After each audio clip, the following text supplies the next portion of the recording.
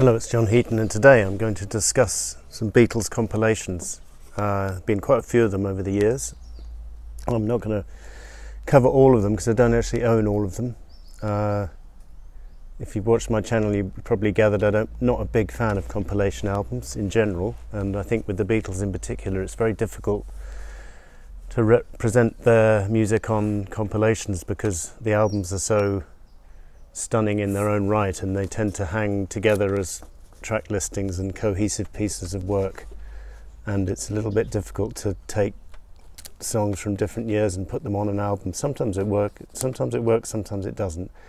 So before I start, the Ultimate Music Guide on the Beatles had a section on compilations here, which was quite fair for the most part, with one notable exception that I'll come to. Interesting that this Ultimate Music Guide didn't even bother ranking the tracks when it came to the albums. All the other Ultimate Music Guides, they give a star rating of 1 to 5. The Beatles, I guess they either were too scared to give a rating, or they thought there would just be a ridiculous amount of 5-star tracks. So anyway, that was that. So I'm going to go in chronological order, and I think these compilations got less and less relevant as time went on, and then latterly we've just seen repackaging from EMI, endless repackaging really, but it wasn't always that way.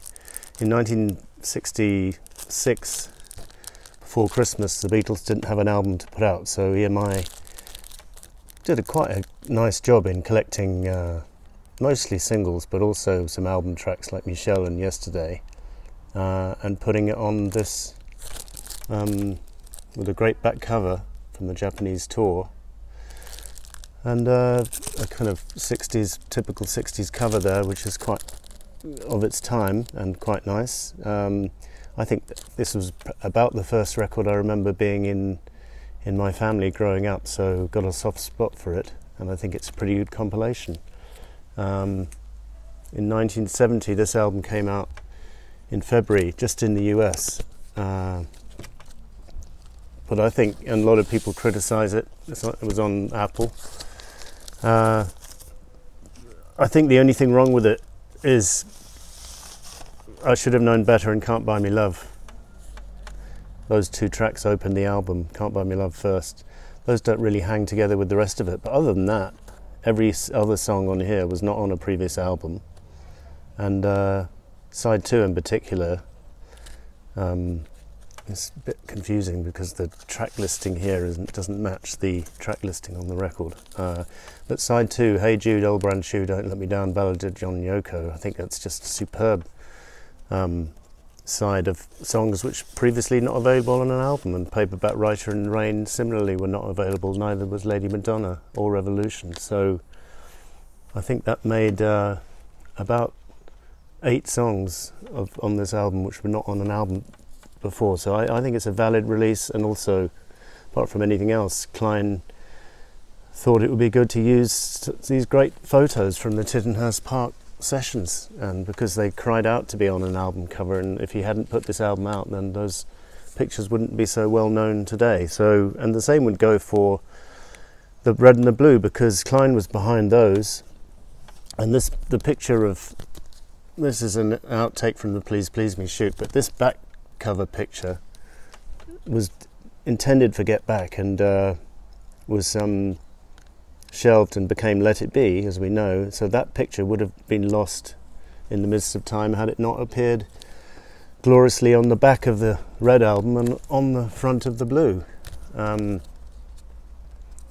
So it's lovely to have that on an album cover, and I'm lucky to have this on beautiful blue vinyl, which is nice, and I've got the Red album on red vinyl. So, and I think the track listing, one can always argue about the track listing. I think they do a good job. It's a little bit light on Revolver perhaps, but and a bit heavy on Rubber Soul, but it's very small criticism. And then unfortunately things start to go downhill. We have the Rock and Roll Music Collection 1976, which is, I suppose it's not a bad idea to put the Beatles' rockier songs on an album so that if you're going to a party you know what to put on. In these days of Spotify and playlists it's been made completely redundant, but at the time I suppose a lot of people got into tracks like Slow Down or Matchbox or Hey Bulldog from this album, but it's got a dreadful gatefold sleeve which has more to do with Americana in the 50s than it ever had to do with the Beatles, and John Lennon offered to design a cover and he got refused by Capitol. What's interesting about my pressing of rock and roll music, it's on Apple. It's an Indian press, and very happy to find that when I picked that up a couple of years ago. So that I don't play it. I don't think I ever played it, but I'm happy to own a copy on Apple.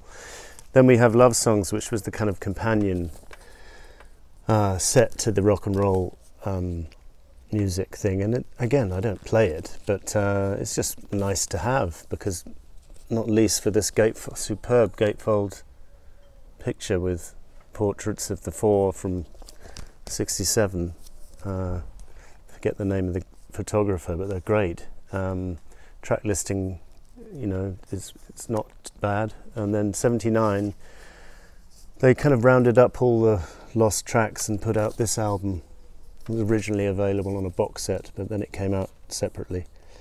And when this came out, it was great to have, because I didn't know much about You Know My Name, Look Up the Number. And I wasn't really familiar with the German language versions of I Want to Hold Your Hand and She Loves You, and it did a nice job of collecting up B-sides like I'll Get You and This Boy, which had previously not been on an album in England, so that was good. And then, when CDs came out, there's a couple of compilations I haven't mentioned because I don't have, like the Beatles ballads, just repackaging, 20 Golden Greats, and then or 20 Greatest Hits repackaging. And then when CDs came out, they put out all the albums, and then what Mark Lewison did was collected up all the stuff which was not on an album and put it on Past Masters Volume 1 and 2. And that was a nice way to round it all up, to have it so that have it on in one place, but 0 out of 10 for the cover. And the same goes for Mark Lewison's book, the first volume in the Beatles biography. It's a terrible cover as well. And talking of terrible covers, this compilation album, first of all it came out as an album which I didn't bother getting, but when they put out the video version of it with a second disc of extras, I jumped at it, because we'd been waiting years and years and years for the Beatles stuff to come out on video, so that was a tremendously exciting purchase. And then we obviously await Let It Be, but that filled the gap for a number of years, and just joyful repeat watchings. So out of all those compilations, I put the red and the blue at the top, and I'd say they all have some merit. They're not all completely, none of them are worthless. Of the ones I showed, the worthless ones are the ones I didn't bother buying, like the Beatles ballads and 20 Greatest Hits and stuff like that. But that was it. Hope you enjoyed the video. We'll see you next time.